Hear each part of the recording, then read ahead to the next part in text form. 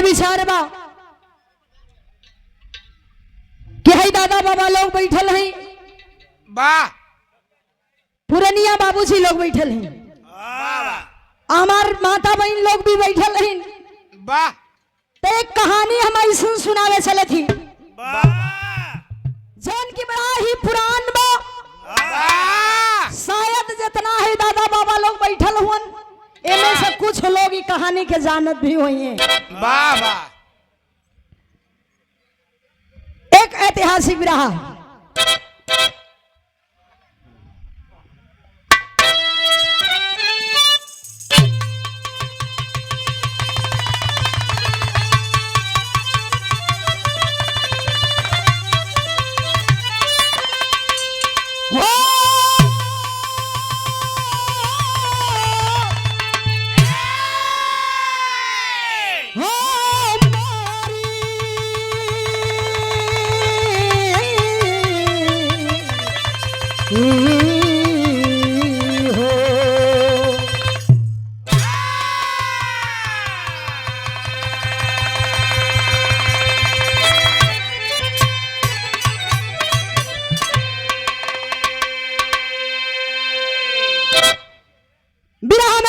समय के बतावल गई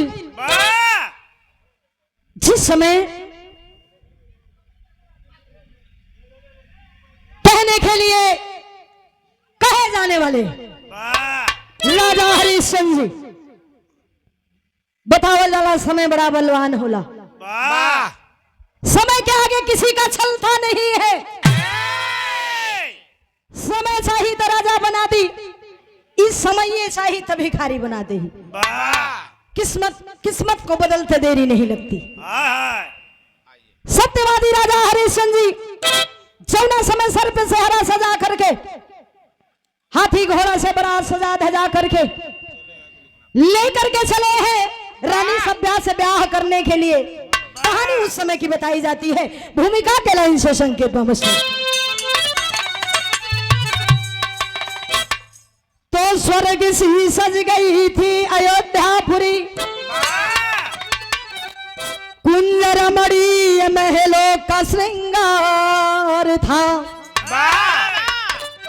गा रही कोकिला रंग बिरंगी चमन, मस्त मधुकर बहारों का अंबार था। सच सहनाइयों की झुमे नर्तकी, मन मुदित नाचने गीत गाने लगी। वेद विधि ब्याह राजा हरिश्चंद्र की, सज अयोध्या से बारात जाने लगी।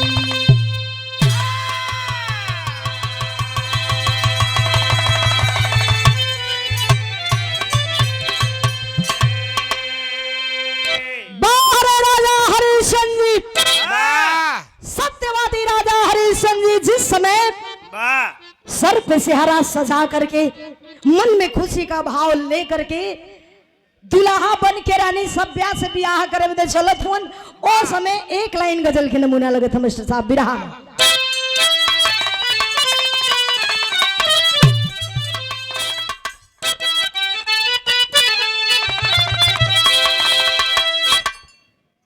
तो तेरे दरबार का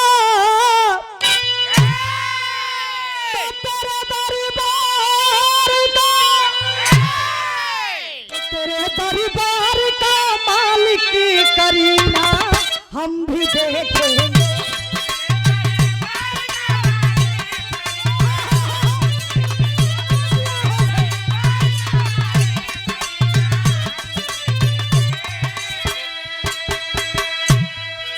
तो तेरे दरबार का मालिक करीना हम भी देखेंगे। अरे करीना हम भी देखेंगे। अगर मर्जी हुई मालिक तो मदीना हम भी देखेंगे।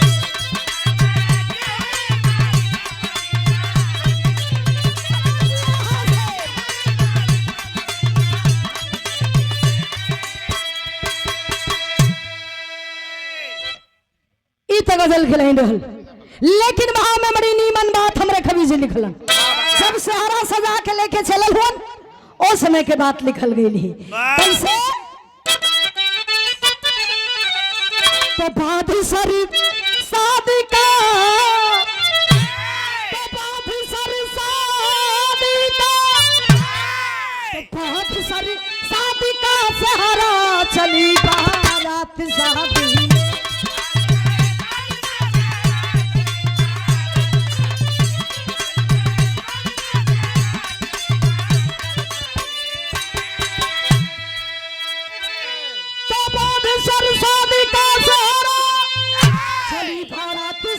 चली बारात शादी में सजावटी सजावटी हाथी घोड़ों की रे पटिका शादी में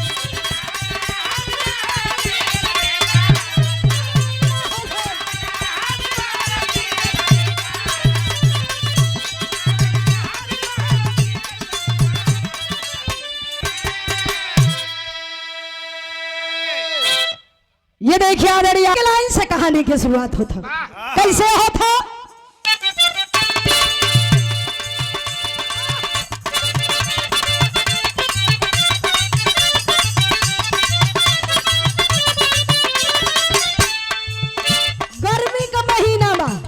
गर्मी का महीना धूप तेज दोपहरिया का बेला राजा हरिश्चंद्र दुल्हा बन गई बराती चल दिल अजौना समय बराती चलल हुआ उस समय का भाव दिहल गई कैसे मंजिल दूरी गर्मी धूप पैदल जाना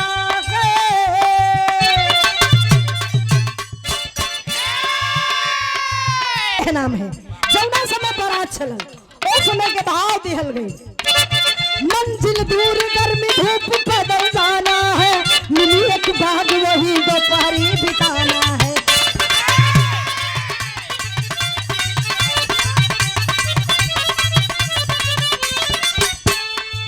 सुहानी बाग में बारातियों का डेरा था सुहानी बाग में बारातियों का डेरा था पेड़ के ऊपर एक गिद्ध का बसेरा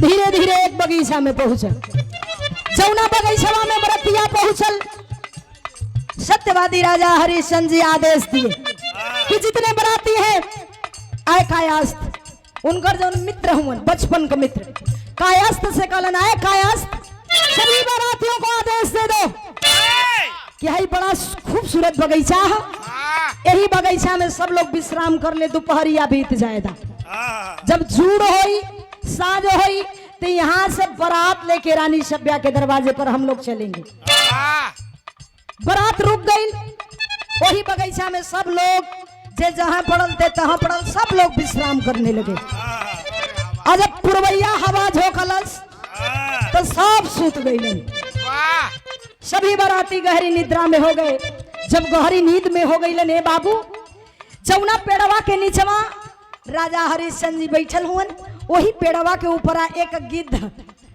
और गिधनी के बसेरा रहल नर और मादा गिद्धवा गिधनी आपस में बतियावत हुन का मादा गिद्ध से बोली स्वामी जाना होगा मादा गिद्ध से बोली स्वामी जाना होगा आज मानो कि मांस हमको खिलाना होगा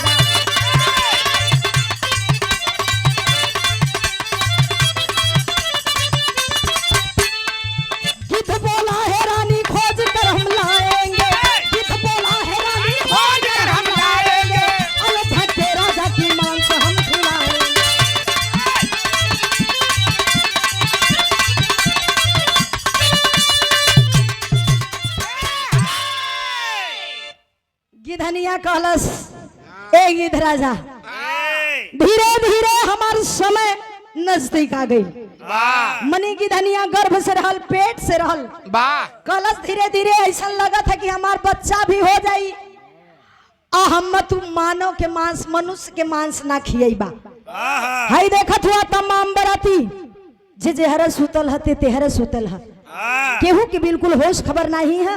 तो यही में से कोनो बराती के मार के लेके उता ओकर मसिया खिया देता तो हम तर जैती। आया है रे बाबू जौने समय एतनी बतिया गिधवा सुनलस कल से गिधनी रानी गिधवा गिधनिया के धाड़स पदावत ह कल सुना जैसे इतना दिन ले इंतजार कैलू दोपहरिया बीत जाएगा साँझ हो जाएगा तो के ऐसन वैसन मनुष्य के मांस ना खियाई। आया है रे सैया आखिर में कैसन मनुष्य के तो हमके मांस खियाई बा गिधनिया कलस कि आखिर कैसन मनुष्य के मांस खियाई बा। गिधवा कलस है गिधनी रानी साँझ होवेदा है जब राजा सर पे सेहरा सजा के जात हुन न ए नहीं का सझिया के मौत हो जाई ई मर जाई है ए नहीं का मांस तो के हम लिया के खिया देब आ हमनी के जौन होखे वाला बच्चा बा उल्लर चोहना ना होई मनी लार ना बहाई जब मेहरा रू पेट से होनी मुन्ना भैया तई होला कि जवन इच्छा होले जवन मन करेला तवन तवन लोग खियावेला के खिया दा नहीं होखे वाला बच्चा लड़ चूहना हो जाए। केतनी तो थपुआ नरिया साफ कर देत रहनी कितना लोग थपुआ नरिया भी साफ हो जाला ई बात सही है। तक केतनी चुलिया के मटिया खन इनकर मेहरारू खात रहे एमन से तो लोग के मेहरारू खइले बा कि नहीं खइला होई तो तू लोग थोड़ी बतईबा। मन गरी खियाइला की ए बाबू गिधवा कल साँझ होवेदा राजा हरिश्चंद्र जी के मांस खियाई हमनी के होखे वाला जौन बच्चा है बलशाली है सत्यवादी है। अच्छा ऐसा बात है तो रहेदा दोपहरिया बीत जादा साँझ होवेदा लेकिन ए राजा एक गिद्ध राजा की मौत कैसे हो जाई। ई तो दुल्हा हुन ए नहीं के ऊपर है इतनी बरतिहा लोग है इतनी बारात लेके जात हुन कहत हुआ राजा मर गई है। हाँ एक गिधनी रानी राजा मर गई है सुबेर बीत जाएगा दोपहरिया बीत जाएगा साँझ हो जाएगा राजा के मौत हो जाए कैसे हुई बतावत गिधवा कैसे हुई। मैं साहब बिरहा में गीत लगत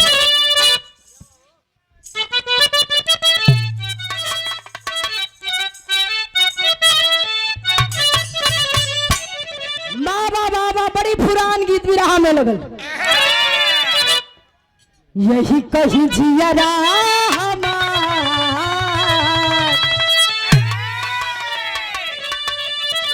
बढ़ जा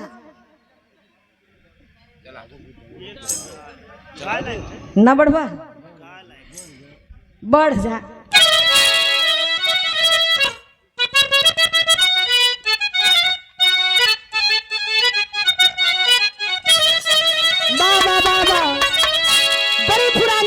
जैसे ही बिरहा पुरान वैसे ही एमन का गीत पुरान जंगली जी कहे कौन मर्द मेहरारू से कहे और यही कही जियरा गमा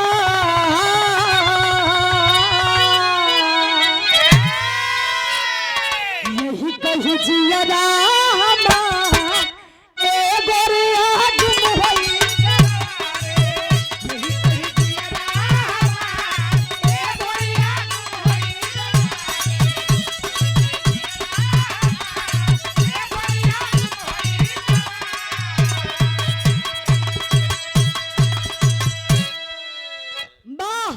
लेकिन गिधवा गिधनिया से कहा थे कि धनी रानी राजा के मौत हुई कैसे हुई पैसा लेला। ये देखिए आदरणीय आप परम श्रद्धेय मोहन भैया जी आपकी ओर से ये बहुत रुपयों से सम्मानीय दूसरा पुरस्कार है। बहुत प्रणाम बा भैया आप लोग के भी पहलगी माता बहन के भी हमारे पहलगी पहुंचे लेकिन कहना कहे का अरे हाथी पर होते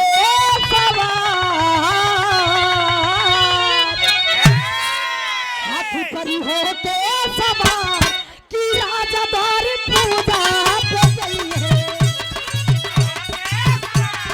राजा द्वार पूजा पे गई है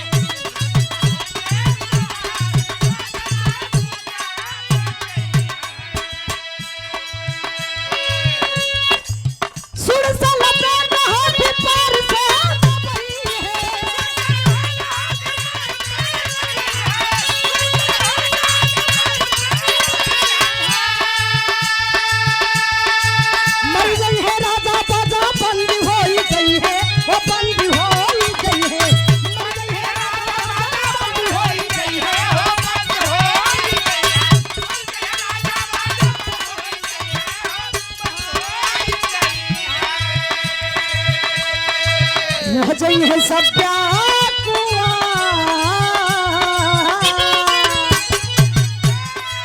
रह चाहिए सब प्यार कि राजा गौरी पूजा पे गई है।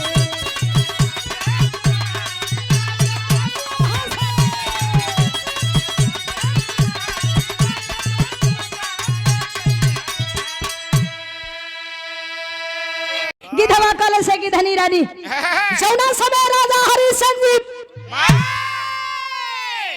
हाथी पर बैठ के दुआर पूजा लगावे जाई है, दुआराचार लगावे जाई है, हथिया पगला जाई। और जब हथिया पगला जाई तो अपना सूड़ में राजा साहब के लपेट ले ही और लपेट के जमीनिया पे पटक दे ही, पटक के लतवा से दबा के मार दे ही, राजा मर जाई है। गिधनिया बड़ा उदास मन से कॉलस एक गिद्ध राजा साहब के बचला के कौनो उपाय तो है। गिधवा कलश है गिधनी रानी राजा साहब बच गई है अगर उहे द्वार पूजा घोड़ा पर बैठ के लगई है तो बच गई है। अब इधर के बाद इधर छोड़ल जाई, बरात यहाँ से चले का धीरे धीरे तैयारी होता, तब तक रोकलन। एक बात और कहलन, यहाँ तो राजा के जान बच जाई, लेकिन आगे भी राजा के जान के खतरा है। कवन खतरा है वसीम साहब? बिरहा में गीत लगत है।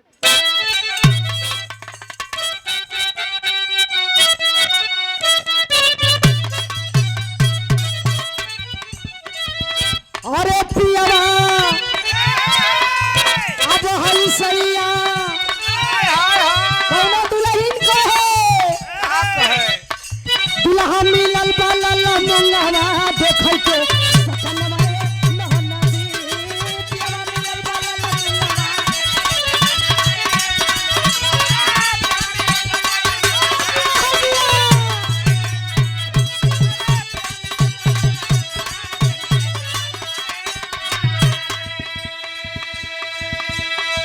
लेकिन गिधवा एक बात और गिधनिया से कल से गिधनी रानी राजा के मौत हो गई। जब ब्याह को के रानी सभ्या के दुल्हन बना के अयोध्या नगरी में लेके गई है, वहां भी राजा के जान के खतरा है। कवन खतरा है बतावत है। राजा के होई है मौतिया सुहाग वाली रतिया ए गोरिया।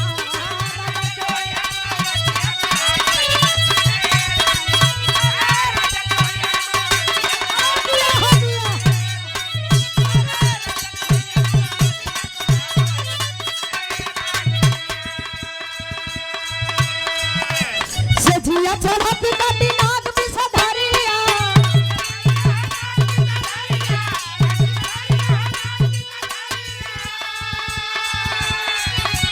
नहीं बची जान घेरी गम के बदारिया।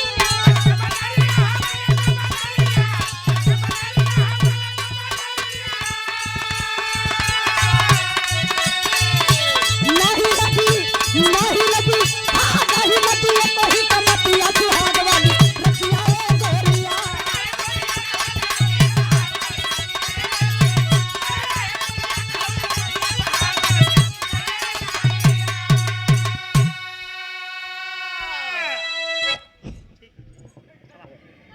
ए बाबू गिधवा कलश है गिधनी रानी जब सुहाग रात कच्छ में गई है तो वहां कौनो उपाय काम ना करी।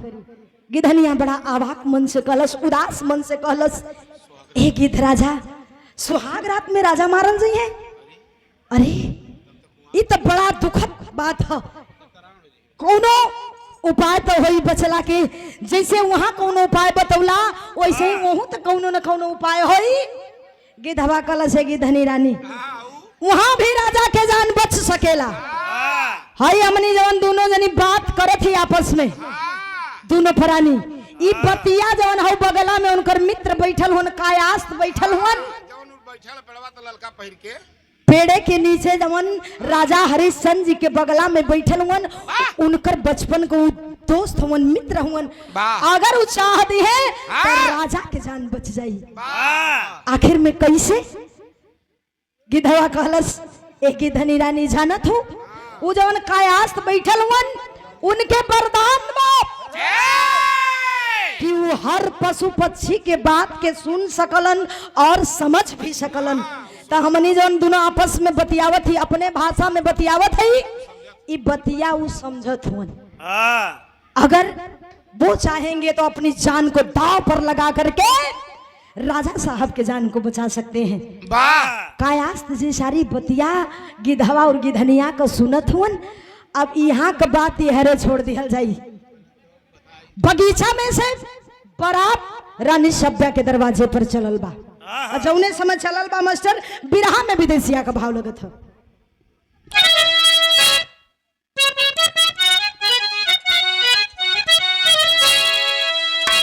और गिधवा की बतिया से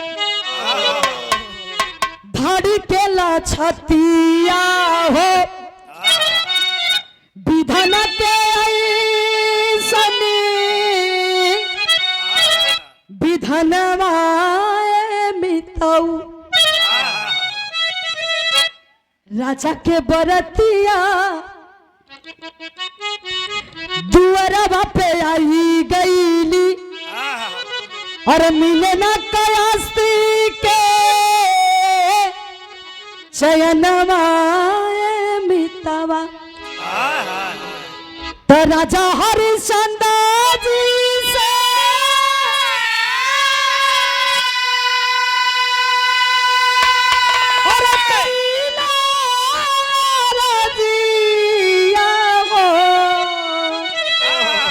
घोड़ा से करावा परी छनवा मितौ। आया है रे बाबू। बारात रानी सभ्या के दरवाजे पर पहुंच गई।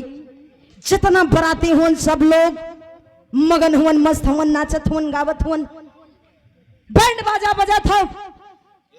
अब भैया तनी से इधर शांति आप लोग बनाइए। आदेश आया द्वार पूजा लगा दिया जाए। ब्याहे का बेला बीतल जाता। राजा हरिश्चंद्र जी द्वार पूजा लगाओ बदे चौना समय चलल हुन, हाथी की ओर बढ़ल हुन।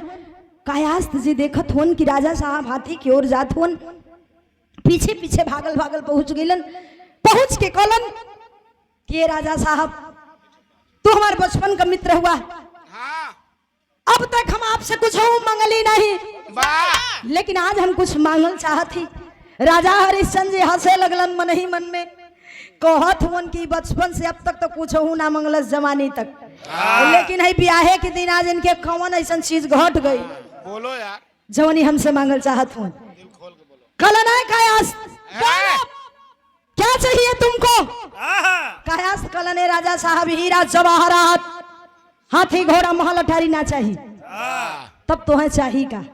कलन कि हमके बस इतना चाहिए कि हई हाथिया शोभा ना देता। हाथी पर आप मत बैठा, अगर बैठे के हो तो आप घोड़ा पर बैठ के द्वार पूजा लगा दीजिए, लेकिन हाथी पर मत बैठिए। राजा हरिश्चंद्र जी खखा के हंस पड़लन, हंस के हाथी के सवारी छोड़ देलन और घोड़ा पर बैठ गईलन। चौना समय घोड़वा पर बैठ गईलन, करेजा गदगद हो गल। कलन की बड़ा नीक लागत हुआ ए राजा साहब। अब वो शुभ घड़ी आई जवन की सबके जिंदगी में आवेला।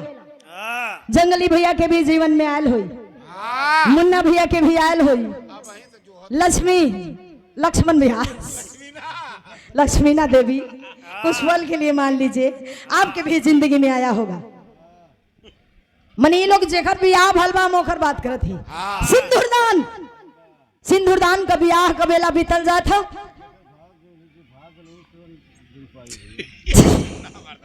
बिरहा शैली में भाव लगत है साहब कैसे?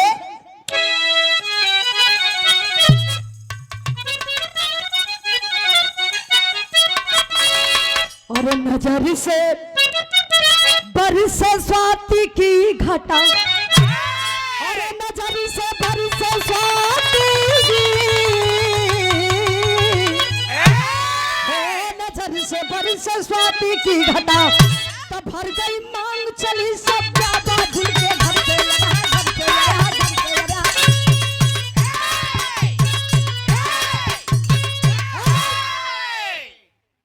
नजर से बरसे स्वाति की घटा, भर गई मांग चली सप्या बाबुल के घर से, नजर से बरसे स्वाति की घटा। जब बिटिया का विदाई होला तो लड़की वालन के तरफ को आंखें नम हो जाती है, कलेजा फट जाता है। जब बिटिया घर से निकले ली, रानी सभ्या का जौना समय विदाई होवे लगल, सब लोग विदाई करत है, माता बहन लोग विदाई करत हैं, आंख से आंसू सबके चलत है। इधर कायास जी के दिल में चैन नहीं है, राजा हरिश्चंद्र जी का खुशी का ठिकाना ना है, कलेजा गदगद है कि हम रानी सभ्या के दुल्हन बना के अयोध्या नगरी में लेके जाते, लेके गई हुआ अयोध्या नगरी में दुल्हन बना के ले जाके बैठा देलन। अब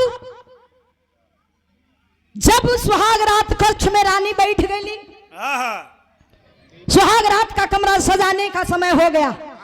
जब समय आइल तो इधर राजा हरिश्चंद्र जी इधर उधर खाचत हुन, द्वार खाचत हुन, सोचत हुन कि के काम सौंपी। तब तक अचानक दिमाग में बात आई कि बचपन का हमार मित्र कायास हुन, काहे नहीं के भार दे दे, चलो सुहाग रात वाला कमरा तू ही सजा दा।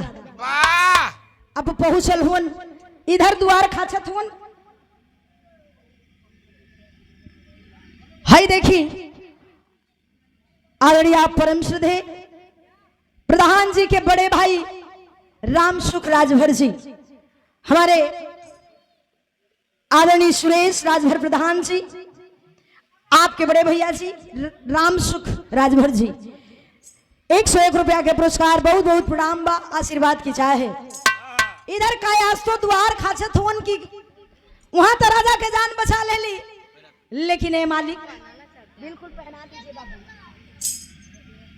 ये प्रधान जी की भाभी की तरफ से बड़ी, ये देखिए आदरणीय परम श्रद्धेय हमारे सुरेश राजभर प्रधान जी की भाभी जी की ओर से, बड़ी भाभी जी की ओर से, और हमारी छोटी सिस्टर, आपको हमारी तरफ से आशीर्वाद है। भैया को प्रणाम, भाभी जी के भी प्रणाम, माता बहन की पहले की पहुंच है, सब बहन के प्रणाम, आशीर्वाद की चाह है। अब इधर कायास तो बेचैन हुन, वहां तो राजा के जान बचा ले लिए भगवान, लेकिन आई सुहाग रात वाले कमरा में। ये देखिए आदरणीय आप परम श्रद्धेय पिताजी की ओर से, सुरेश प्रधान जी के आप चाचा जी की ओर से, प्रधान जी के चाचा जी की ओर से 51 रुपया का पुरस्कार होगा, बहुत बहुत प्रणाम है, आशीर्वाद की चाह है। कायास द्वार खाचत हुन, मनवा में सोचत हुन वहां तो राजा के जान बचा ले ली, हमके लगा था कि राजा के जान है ही सुहाग रात वाले कमरा में ना बचा पाई। अब राजा हरिश्चंद्र जी तब तक घूमत टहरत कायास जी के पास में आ गईलन, जाके कन्हवा पे हथवा रख के कहलन, आए कायास बड़ा काम तू हमार कइला, अब एक आखिरी काम और तू कह दा। कायास कहलन, ए राजा साहब तोहरी बदे तो हमार जान कुर्बान है, कौन ऐसा काम है जो हम ना कर सकीला, बताई। कहलन कुछ करे के ना बा, ये सुहाग रात वाला जवन कमरा बा, घर बा, ये रूम के तू सजा दा, और तो के कुछ करे के ना बा। सुहाग रात वाला कमरा सजावे बदे राजा कायास से चलन हुन, कैसे चलन बा साहब, बिरहा में गीत लगत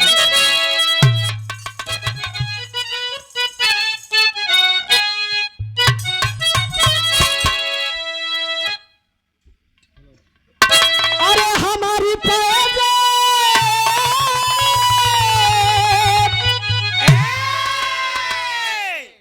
कौनो नई नवेली दुल्हन अपना दुल्हा राजे से कहे, ए हमारे सैया कुल तो हमरे बदे देहला, कुल बनवला, लेकिन हमारे एगो और इच्छा बा, ओहू के पूरा दा। मर्दा से कहतिया, अरे हमारी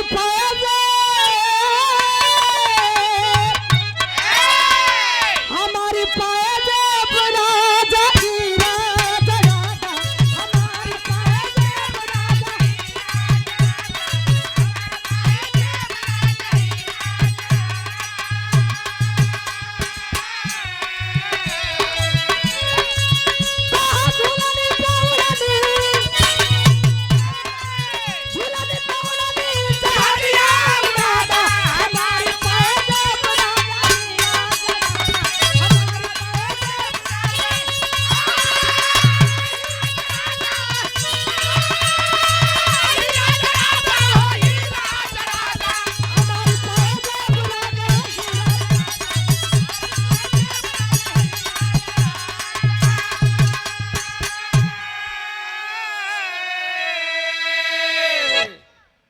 जी बगिया में पहुंचल हुन तरो ताजा एकदम फूल सुन लेहलन एगो डलरी में भर लेहलन भर के वही के अंदर एगो तलवार छिपा के रख लेहलन रख के सुहाग रात वाले कमरा में पहुंचल हुन जौना समय सुहाग रात वाले कमरा में पहुंचलन सुहाग रात का कमरा अच्छी तरह से सजाए हैं सजौला के बाद में उनमें से निकलन नहीं पलंगिया पर चदरा फहरा के जमीन तक बिछा देहलन वही पलंग के नीचे छुप गईलन आज जब छुप गईलन तो धीरे धीरे दोपहरिया बीत गई सांझ भइल बा राजा हरिश्चंद्र जी के कमरा में जाए का बेला भइल बा आज जब जाए का बेला भइल बा तो समय होत का हो अरे कमर कस के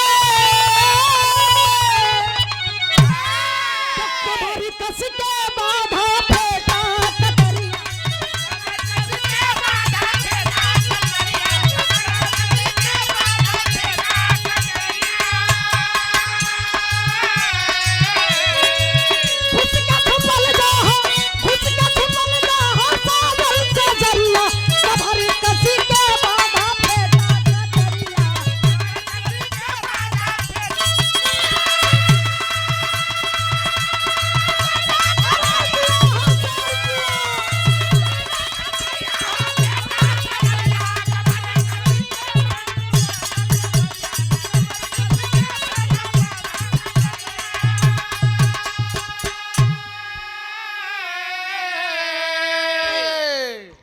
समझन राजा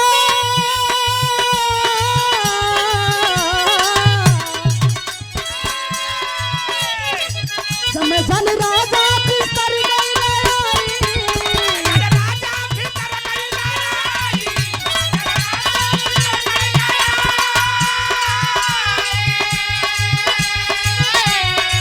सपत लगे लिया हो सपत लगे लिया हो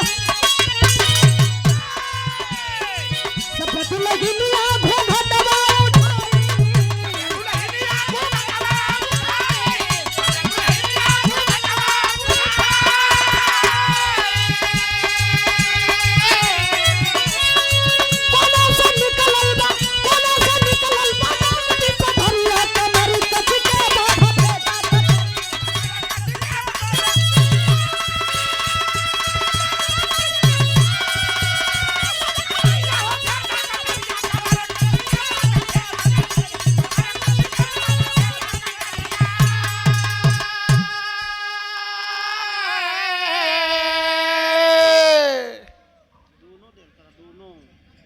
ए भैया सुहाग रात वाले कमरा में पहुंचलन राजा साहब रानी के सामने आमने सामने बैठ गईलन पलंग पे दोनों प्राणी आपस में दिल का बात बतियावत हुआ बतियावत बतियावत काफी रात हो गई समय बीत गया और घटना से बिल्कुल अनजान राजा रानी गहरी नींद में सूत गईलन जब सूत गईलन इधर कायास्त के नींद नहीं आवत था पलंगिया के नीचवा इधर उधर चारों तरफ निगाह घुमा के देखत हुन कहीं न कहीं से वह बिस्तर सर पाएगा और अगर मैं सो गया तो राजा साहब के काट ले राजा साहब मर जाई हैं आय हाय रे बाबू नींद नहीं लगा था तब तक जब घड़ी 12 बजौले बा जब घड़ी 12 बजौलत तो उसी घर में से एक फुफकार सुनाई देती है जोर जोर से फुफकार सुनाई देवे लगल फुफकार सुनाई देवे लगल ते इधर उधर चारों तरफ निगाह घुमा के चकपका के कायात से देखत हुन कि कहां से फुफकार आवत बा लगता है विषधर साहब राजा साहब को डसने के लिए आ गया चारों तरफ निगाह घुमा के देखत हुन तब तक देखत हूं कि एक काला बिसहला नाग पलंगिया के पास पहुंच गई अच्छा पलंग के पास पहुंचल बा जे वही पलंग पर चढ़ने जा रहा है निकाल लेलन वह तलवार खच दे चला देलन निकाल का तलवार चलौलन सांप के 2 खंड में विभाजित कर देलन अब विभाजित क के मार के मरल जान के घर में से निकल के बाहर जायल चाहत वन फलांग मरले वन तब तक बगल में लोटा रखल लोटे में पानी था लतवा से ढनक गईल और जब लात से ठोकर लगल बा लुटवा ढनक गई और जमीन पे जब ढंगराइल बा तो आवाज आई। जब आवाज आती है तो राजा साहब के कनवा में बजिया पहुंचल बा। चकपका के एकदम पलंग से जाग गईलन। अचाक के देखत हुन कि कोई घर में से भगा हुआ जा रहा है बाहर की तरफ। छलांग मार के भरा कवार के पकड़ लेलन। और जब भरा कवार के दबोचले हुन ध के जब घुमा के चेहरा देखले हुन त आए हाय रे बाबू, अवाक हो गए। अवाक हो गए। कोनो बात नहीं आवत बा, मुंह से जबान नहीं खुलत बा कि मैं बोलूं तो क्या बोलूं। ये मेरे बचपन का मित्र जिसके ऊपर मैं जान न्यौछावर करता था, आज वो सुहाग रात कमरे में आया तो क्यों आया। दिमाग में तमाम प्रकार का बात घूमे लगल। सवाल करते हैं, आए कायास्त काहे बदेला इतनी रात को एक नई नवेली दुल्हन के कमरे में क्यों आए। आने का कारण बता सकते हो। कायास्त कोलन, ए राजा साहब हम बतावे के मूड में ना है, हम कुछ ना बता सकीला। काहे नहीं बताओगे। कहीं ऐसा तो ना कि रानी के प्रति तुम्हारी निगाहें गंदी हो गई थी। कहीं ऐसा तो नहीं कि तुम मेरी जान को मारने के लिए आए थे। एक आयास्त, कहीं ऐसा तो ना कि तुम्हारी नीयत गंदी हो गई थी, चोरी करने के इरादे से इस कमरे में आए थे। तमाम प्रकार का सवाल करे लगलन। और जब सवाल पे सवाल करने लगे तो कायास्त ऐसा ही न गर्दन झुका लेलन। गर्दन झुका के कुछ बोलत नहीं हुन। कहलन, ए राजा साहब अगर मेरे ऊपर आपको विश्वास नहीं है, भरोसा नहीं है तो मैं कुछ कर नहीं सकता हूं। अगर मैं सच्चाई बता दूंगा ते राजा साहब आप तो सुन ले बा, लेकिन हाई जमन सच्चाई बतावे वाला तोहार सेवक है, तोहार दास है, तोहार दोस्त है, वो ना रह जाई। वो ये दुनिया के छोड़ के चल देही और पत्थल बदन हो जाएगा। और इस पत्थल शरीर को जिंदा करने के लिए आपको किसी बालक की बलि देनी होगी। हम कुछ ना सुनल चाहती, बस हमके हकीकत जाने के हो। बहाना मत बनाओ यार, बहाना मत बनाओ। हमें बहाना नहीं सुनना है, हमें हकीकत सुनना है, सच्चाई सुनना है। तुम पत्थर हो जाओ, चाहे आज जमीन में धंस जाओ, हमें कोई परवाह नहीं। कैलन का मास्टर साहब पापट का भाव लगत हो।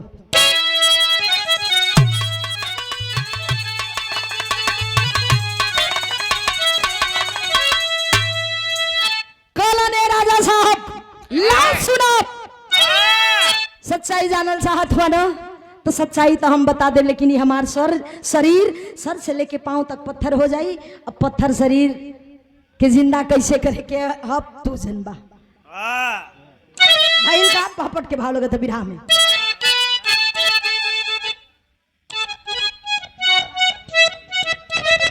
लेकिन आप लोग बिरहा के कहानी की तरफ ध्यान दें। होत का हो लाचार हो गईलन, हकीकत बतावत होन। का बतावत होन मास्टर साहब पापट में भाव।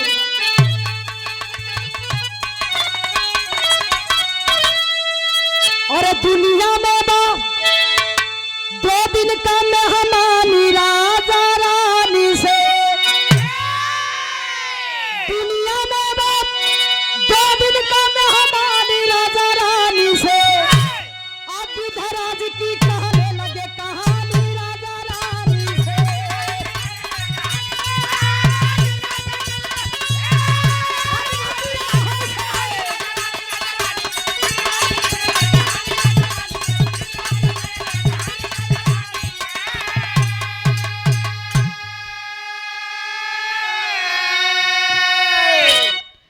अब जब नाही मल्लन त कायास्त गिद्ध और गिधनी का बगीचा में से बात बतावे लगलन। बतावत होन का बतौलन। अरे बदल सवारी हाथी के घोड़ा से होई परिछनवा हो। और सुहाग वाली रात में जाई राजा जी का जनवा हो। पलंग के नीचे सुतली है मदानी राजा रानी से। तया पे भले जाई जिंदगानी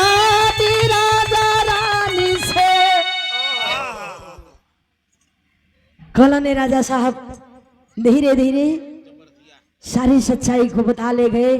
धीरे धीरे अब सर से पांव से शरीर पत्थर होवे लगल। कहलने राजा अगर तो के हम हाथी से उतार के घोड़ा पर बैठा के दोबारा चारना लगाई तो वही जुग तुम मर जैता। वो हाथी पागल हो जात। अब पगला के तो के अपना सुर में लपेट के जमीन पे पटक के तोहार प्राण ले लेते। और ए राजा साहब अगर सुहाग रात कमरे में हमें आप न भेजते कमरा सजाने के लिए तो ये राजा साहब हमके मौका ना मिला तो आपका जान बचाओ बदे आप वही मर जाता। एक विषैला सांप आपको काट लेता, आप मर जाते। अगर विश्वास ना हो भरोसा ना हो तो जाके देख ला वही पलंग के नीचे मरा हुआ सांप पड़ा होगा। सच्चाई तो बता लेलन। लेकिन सर से लेके पांव तक बदन पत्थर में तब्दील हो गई। अच्छा पत्थर में तब्दील हो गई तो दिमाग काम नहीं करत है। राजा साहब के आंख से आंसू चले लगल। आंसू चले लगल। पकड़ के दोनों पहिया के हिलावत हुन। एक आयास आगे तो बोल, क्या कहना चाहता है आगे तो बता, क्यों नहीं बोल रहा है। धीरे धीरे देखत हुन की बदन पत्थर हो गई बा, बात नहीं आवत बा। अब आंख में आंसू ले करके राजा साहब रोवत हुन।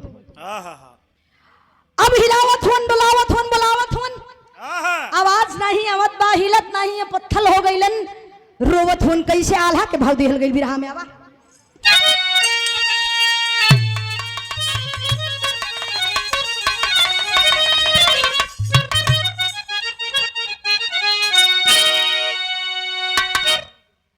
हाय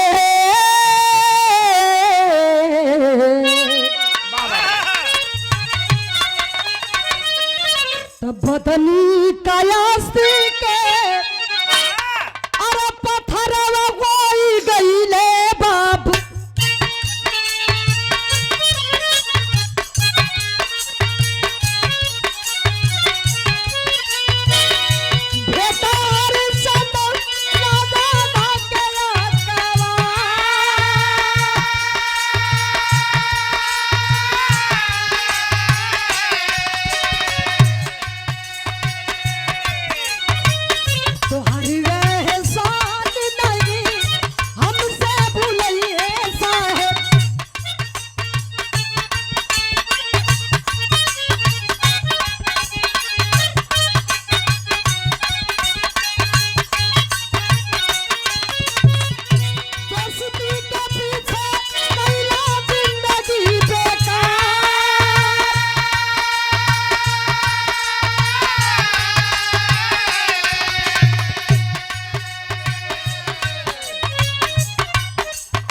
धीरे धीरे कुछ दिन बीतल। अब राजा साहब भूल गए बिल्कुल। कायास जी के भुला गई, अपना गृहस्थी में लीन हो गए। होत कहा विप्रत गदेला लेके नरबल चढ़वले बाबू।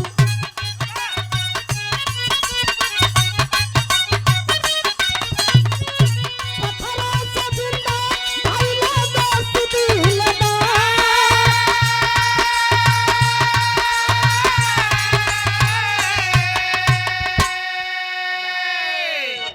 धीरे धीरे कुछ दिन बीत गई।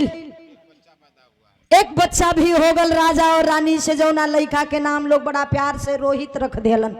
दोनों पति पत्नी अपना गृहस्थी में लीन, बच्चे में लीन, कायास्त के भुला गईलन। एक दिन रानी साहिबा वही पत्थर के मूर्त के सामने से गुजरत हिन।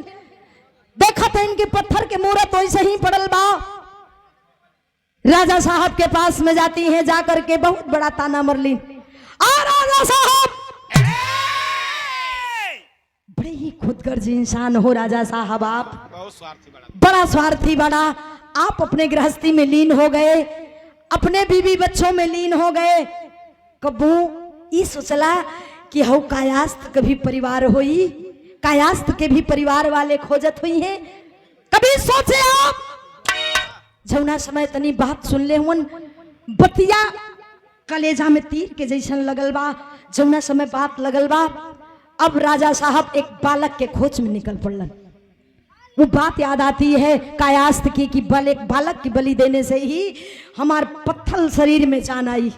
अब चल दिहलन एक बालक के खोज में, निकलल हुन बालक के खोज में, खोजत खोजत एक ब्राह्मण का लइका हाथ में लगल बा। वही ब्राह्मण के लइका के चुरा के लेके अइलन।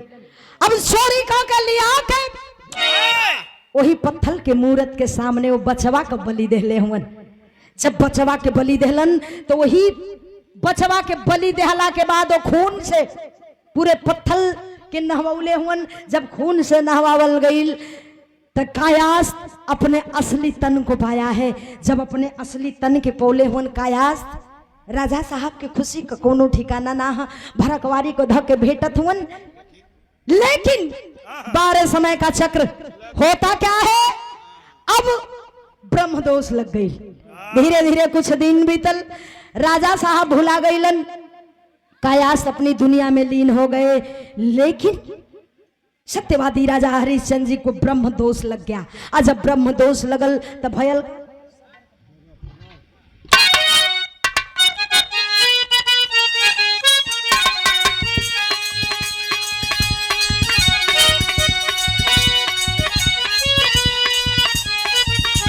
धीरे धीरे भीतर कुछ दिन का समय,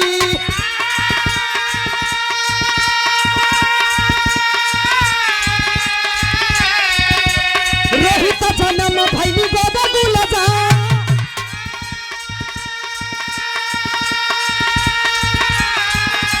ब्रह्म हत्या दोष हरिश्चंद्र होई गई।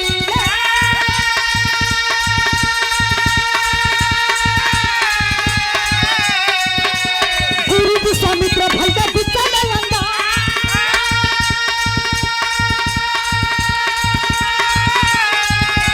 राजपथ राजमहल गुरु मानी लिहाल,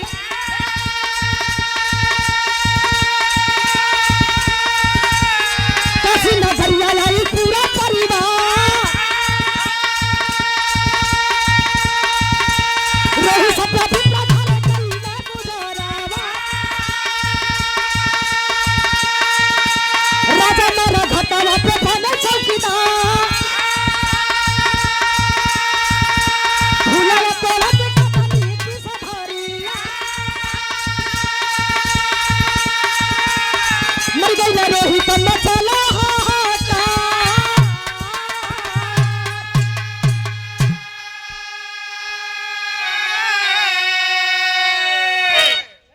जौना समय ब्रह्मदोष लगल बा, एक दिन रात्रि कबेला हो, राजा साहब सुतल हुवन अपने कमरा में। गुरु विश्वामित्र जी सपने में आते हैं। आग के सपनवा में राजपाट, हाथी घोड़ा, घर द्वार सब चीज मांग लेलन। और सत्यवादी राजा हरिश्चंद्र जी सब चीज दान दे देलन। और सपना टूटल, दुआरी पर बैठल हुवन। तब तक गुरु विश्वामित्र जी घूमत टहरत आ गईलन दरवाजे पर। राजा कहलन ए राजा, यहाँ क्या है? कुल दे ले वा ख्याल करा। कलन ये मेरा घर है, मेरी बीबी है, मेरा बच्चा है। कलन न घर है, न बीबी है, न बच्चा है। रात के सपना के याद करो, तू अपन सब कुछ दान कर देले हुआ। आया है रे बाबू, जौना समय रतिया के सपना के याद करत हुन, देखलन कि मैं सब चीज दान कर दिया हूं, मेरे पास कुछ भी नहीं है। अब राजा साहब एक डोम के हाथे बिका गईलन। वो डोम का नाम बतावल गई कल्लू डोम। कल्लू डोम के हाथे बिका गईलन। काशी में मणिकर्णिका घाट पे लाश जलाने का काम करने लगे। और रानी साहिबा एक पंडित के हाथे, ब्राह्मण के हाथ में बिक गईलिन। वो ब्राह्मण के घर में जाके चौका बर्तन माजे का काम करथिन। बगिया में रोज सुबह वो जो छोट मुन्ना बा बचवा रोहित फूल तोड़े खातिर जात बा, वही पंडित के खातिर, ब्राह्मण के खातिर। लेकिन समय खराब हुआ। एक दिन भइल का बा ए बाबू, बिरहा के आखिरी भाव में लिखल गई।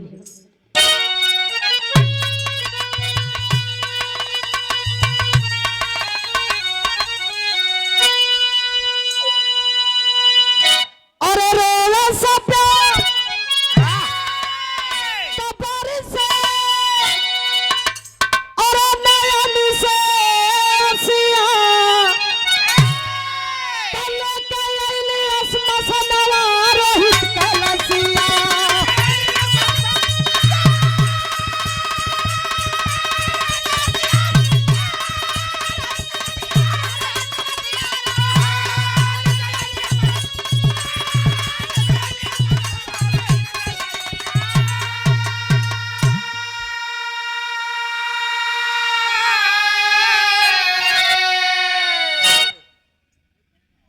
नाम है विरह के आखिरी भाव में क्या?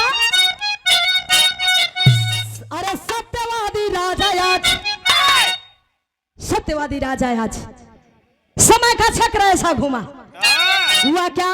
अरे सत्यवादी राजा आज बने चौकीदार हो, अरे कर्जा चुका के करे अंतिम संस्कार।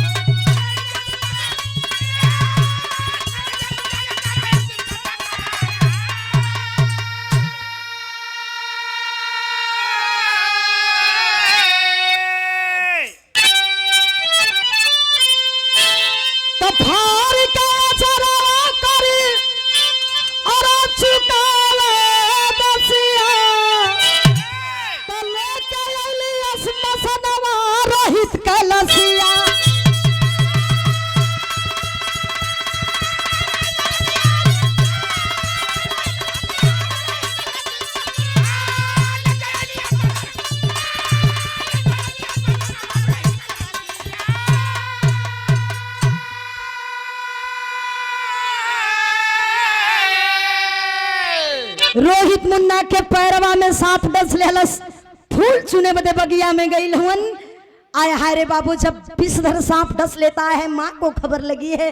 रानी सभ्या के जमुना समय खबर लगल बा, फटे वस्त्र में लिपटी हुई बार समय का चक्र, फटे वस्त्र में लिपटी हुई रानी सभ्या आंख में आंसू लेकर के रोते बिलखते उस बगिया में पहुंचती है, अपने बच्चे को गोद में उठा करके रोते हुए कहती, अब मेरा इस दुनिया में कोई नहीं रहा।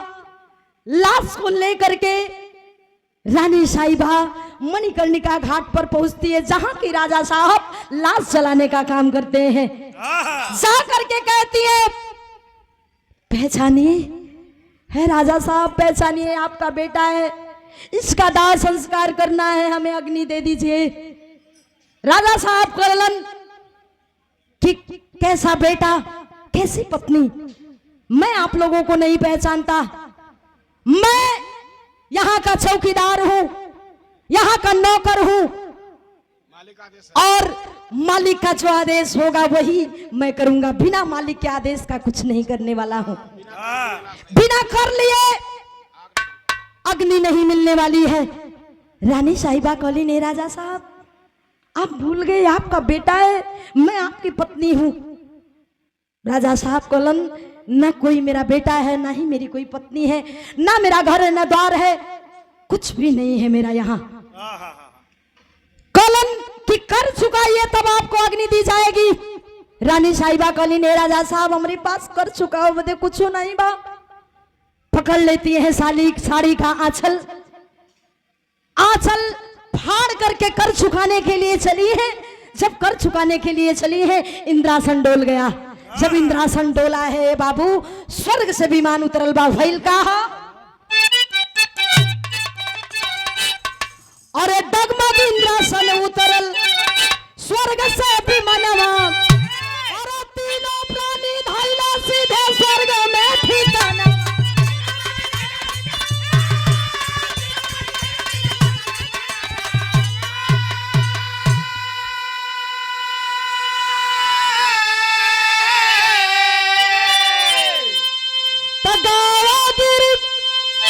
गावा गुरु बिहारी, अरे काशी का बसिया